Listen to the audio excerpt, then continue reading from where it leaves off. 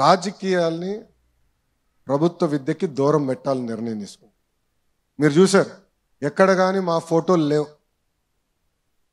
మా పార్టీ రంగులు లేవు, మీకు ఇచ్చే మెటీరియల్లో మా పేర్లు మేము పెట్టుకోవట్లేదు. ఎవరిని చూసి మనం సమాజానికి సేవ చేయాలి, ఎవరిని చూసి మనం మంచి పనులు చేయాలో వాళ్ళ పేర్లు పెట్టాం. డాక్టర్ సర్వేపల్లి రాధాకృష్ణన్ గారి పేరుతో స్కూల్ కిట్స్ అందజేశాం. డొక్క సీతమ్మ గారి పేరుతో ఈరోజు మధ్యాహ్న భోజనం పథకం అందజేస్తున్నాం. అంతేకాదు, గతంలో ప్రభుత్వం కార్యక్రమం చేస్తే ముందల పట్టుకెళ్ళేది మన పిల్లల్ని. ముఖ్యమంత్రి గారి ప్రోగ్రాం వస్తే మనం వెళ్ళాలి, మంత్రి గారి ప్రోగ్రాం వస్తే మనం వెళ్ళాలి. నేను ఆదేశాలు జారీ చేశా, మన పిల్లలు ఎక్కడికి వెళ్ళారు, ఓన్లీ చదువుతారని. ఏ ప్రోగ్రాంకి వెళ్ళేదానికి లేదు. ఇంకో పక్కన ప్రభుత్వ పాఠశాలలో కానివ్వండి, జూనియర్ కళాశాలలో కానివ్వండి, ఎక్సెప్ట్ జాబ్ మేళాస్ ఇంకెలాంటి కార్యక్రమాలు కూడా జరిగేదానికి లేదని మేము నిర్ణయం తీసుకున్నాం. దీంతోపాటు ఉపాధ్యాయులు అనేక ఇబ్బందులు గతంలో ఎదుర్కొన్నారు. యాప్ల భారం విపరీతంగా ఉంది. అది కొన్ని నిర్ణయాలు ఆల్రెడీ తీసుకున్నాం. ముందు కూడా మొత్తం స్ట్రీమ్లైన్ చేసి యాప్ల భారం కూడా తగ్గించాలనేది మన ప్రభుత్వం నిర్ణయం తీసుకుంది. ఇంతేకాకుండా కేజీ నుంచి పీజీ మొత్తం కరికులం రీవ్యాంప్ చేయాలని నేను ఒక కార్యక్రమం ప్రారంభించాం. దాంట్లో ప్రధానంగా కేజీ నుంచి పీజీ వరకు మహిళల్ని గౌరవించాలనేది నరనరాలు ఎక్కించాల్సిన అవసరం ఉంది. చట్టాలు ఎన్నైనా చట్టాలు తీసుకురావచ్చు, కానీ మహిళలకి నిజమైన రక్షణ ఎప్పుడు వస్తుందంటే సమాజంలో మహిళలను చూసి గౌరవించినప్పుడే మహిళలకి నిజమైన రక్షణ వస్తుంది. కొన్ని సినిమాల్లో మన భాషలో కొన్ని ఉంటాయి, నిజంగానే బాధ కలుగుతుంది. గాజులు తొడుక్కున్నారా అని అంటారు, అమ్మాయిలాగా ఏడవద్దు అని అంటారు. అది కరెక్ట్ కాదు. ఇన్ఫ్యాక్ట్ మేము టెక్స్ట్ బుక్స్లో కూడా అంటే చిన్నపిల్లలకి 2nd క్లాస్ 3rd క్లాస్ పిల్లల టెక్స్ట్ బుక్స్ చూస్తే ఇంటి పనుల్లో మొత్తం ఆడవాళ్ళే ఉన్నారు ఫోటోల్లో. అంటే ఇల్లు ఊడ్చే దాంట్లో కానీ తుడిసే దాంట్లో కానీ. ఎందుకు అలా ఉండాలని అధికారులు నేను అడిగా. ఎందుకంటే నేను అమెరికాలో చదువుకున్నా, బ్రహ్మని నేను కలిసి చదువుకున్నాం. ఇంటి పనులు సమానంగా చేసాం. వాషింగ్ మెషిన్లో లాండ్రీ వర్క్ చేయాలంటే సమానంగా చేసాం. అప్పుడు నేను అధికారులు చెప్పి ఈక్వల్గా పెట్టండి, అప్పుడే సమాజంలో మార్పు మొదలవుతుందని బలంగా. ఇట్లా అనేక సంస్కరణలు తీసుకురావాలనే నిర్ణయంతో మన ప్రభుత్వం ఉంది. దాంట్లో భాగంగా ఇంటర్మీడియట్ పెద్దలు అన్నట్టు బ్రిడ్జ్, అటు 10th వరకు చదివిన వాళ్ళు మళ్ళీ ఇంటరు మళ్ళీ కాలేజ్కి వెళ్తారు. ఈ బ్రిడ్జ్ చాలా కీలకమైంది. 10th వరకు నేను కూడా యావరేజ్ స్టూడెంట్, ఓపెన్గా నేను ఇప్పుడు చెప్తున్నా.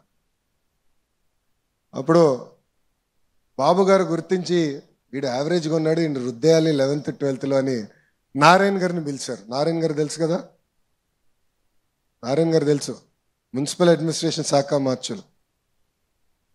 ఆయన ఇప్పుడు ఇంటర్లో కూడా ప్రైవేట్ రంగంలో కాలేజీలు.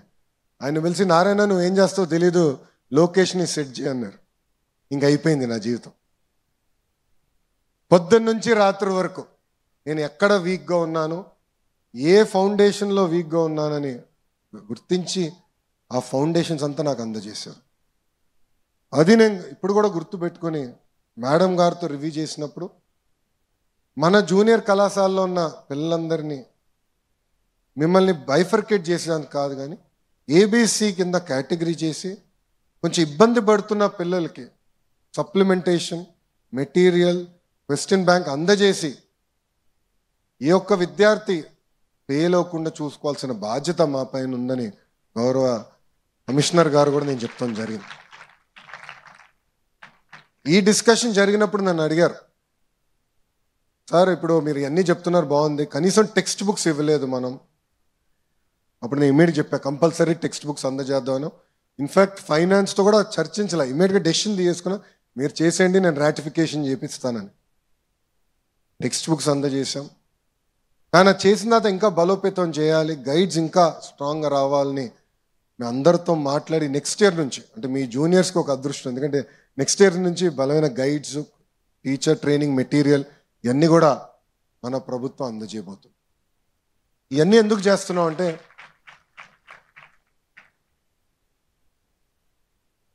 మన ఇంట్లో తల్లిదండ్రులు శారీరకంగా చాలా కష్టపడి రూపాయి సంపాదించి వాళ్ళందరి ఆలోచన మనం బాగా చదవాలి అన్న డబ్బులు ఖర్చు పెడతారు, మన కోసం ఖర్చు పెడతారు. ఎక్కడ చూసినా కూడా మన పిల్లల్ని ప్రైవేట్ పాఠశాలలకు పంపిద్దాం, అక్కడ ఏదో బాగా చదువు చెప్తారని అనుకుంటారు. దానికి కారణం ప్రభుత్వ పాఠశాలల పైన నమ్మకం తగ్గిపోయి. మీ మంత్రిగా నేను ఒక లక్ష్యంగా పనిచేస్తున్నాను.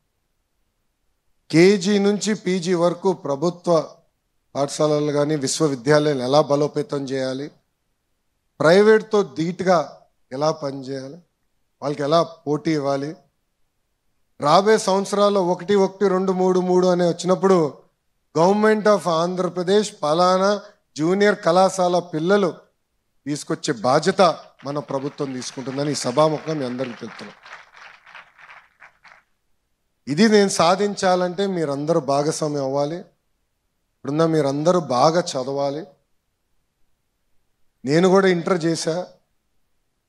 నా ఇంటర్లో నా మిత్రులే ఇప్పుడు కూడా నా జీవితకాలం కూడా మిత్రులుగా మిగిలిపోయారు. దొంగ పనులు కూడా చేసేటప్పుడు, కానీ అదంతా పార్ట్ ఆఫ్ లైఫ్. సో సత్య గారు స్ట్రిక్ట్ మాస్టర్, నేను కొంచెం లీనియంట్ మాస్టర్. చదవాలి, బాగా చదవాలి, అట్ ద సేమ్ టైం ఫ్రెండ్స్తో కూడా సమయం గడపాలి. ఇది ఎందుకు చెప్తున్నానంటే మనకు కష్టకాలాలు వచ్చినప్పుడు మనకు అండగా నిలబడేది మన మిత్రులు.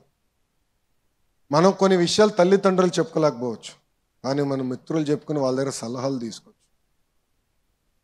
ఈ 2 సంవత్సరాలు చాలా కీలకమైన 2 సంవత్సరాలు, అందుకే సీరియస్గా తీసుకోండి. ఒక పక్కన ఎంజాయ్ చేస్తూ సీరియస్గా చదవండి. ఉపాధ్యాయులు చాలా అద్భుతంగా పనిచేస్తున్నారు, నిజంగా వాళ్ళు అభినందిస్తున్నా.